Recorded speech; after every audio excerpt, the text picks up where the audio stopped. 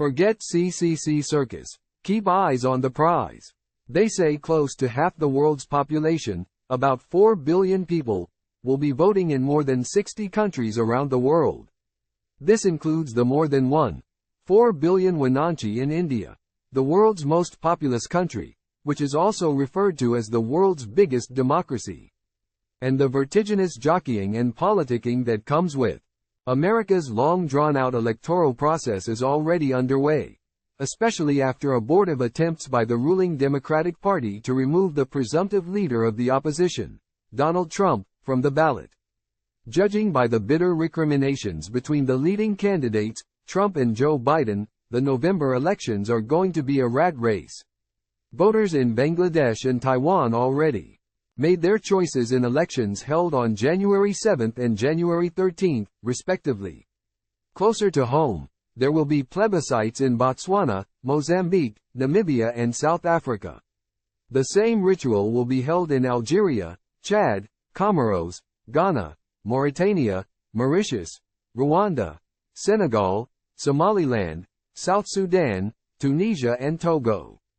It is the same in Europe, where voters will decide in Belarus, Belgium, Germany, Ireland, Portugal, Russia, Spain and the United Kingdom, among many other countries.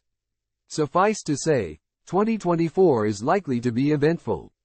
With politicians known for their mendacity, the bishop's prayer is for the year not to turn out to be a festival of lies.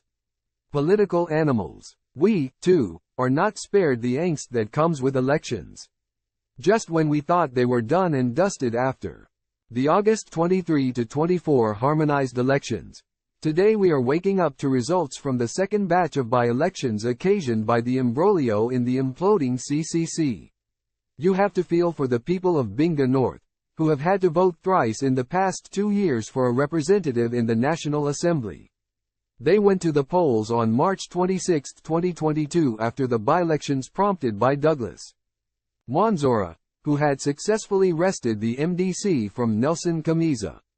They voted again in the August 23 to 24 elections, before trooping to polling stations on December 9 last year. It is the same for those in Mkoba constituency, where Amos Chabaya has had the ignominy of being recalled twice, first by Mwanzora and now by Sengizo Chabingu. After the resignation of CCC leader Nelson Chamisa from the party he founded, and with the imminent launch of his new blue-themed political project, we might see another round of meaningless by-elections. And who can blame ZANU-PF for profiting from this unremitting madness? Even after winning 177 seats, compared to CCC's 103, in the 280-member National Assembly last year, an absolute majority enough to govern unimpeded, ZANU-PF has since added 7 more seats from the 9 that became vacant after Chabingu's first round of recalls. This increased its tally to 184.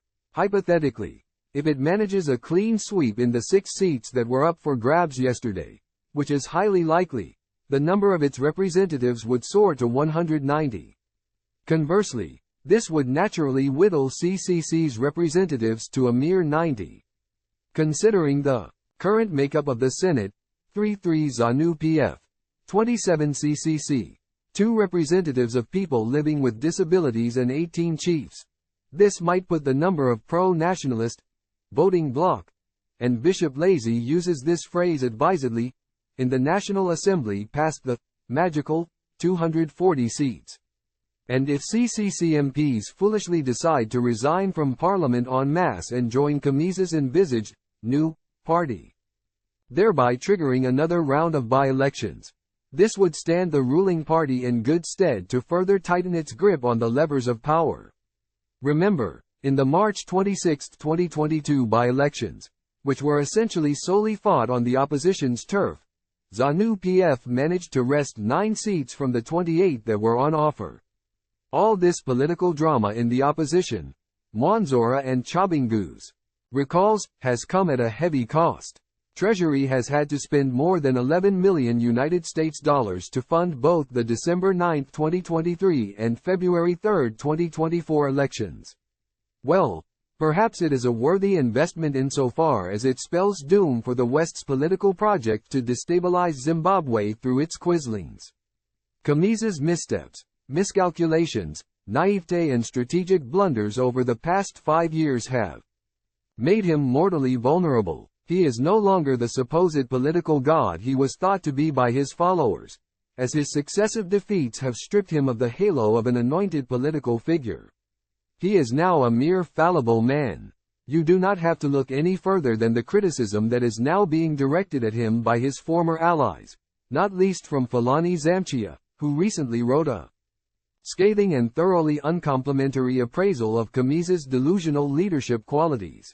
This is in keeping with the time-honored wisdom from our forebears, which states that an injury inflicted by an enemy would make one vulnerable to even nuisance pests such as flies, Chakupa Ronda Chati Nunzi Jikudi.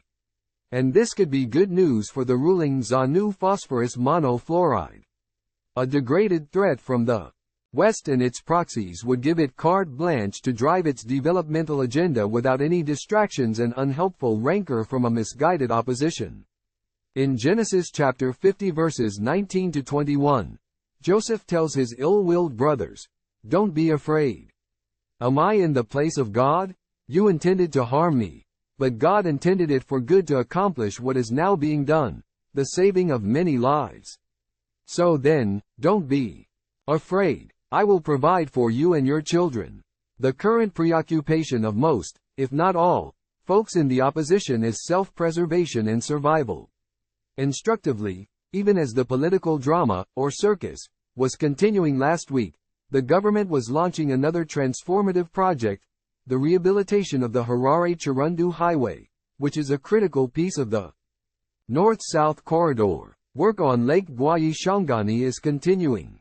All things being equal, the project might finally be completed this year. Notwithstanding these notable milestones, the work that is outstanding is considerable, especially for a country that has lost close to 2 decades through sanctions. So, as Martin Luther King Jr. counseled, we must walk where others crawled, we must run where others walked, and we must fly where others ran. We must keep moving. Yes, the circus in the opposition might provide some comic relief, but we should not be distracted. Let us keep our eyes on the prize.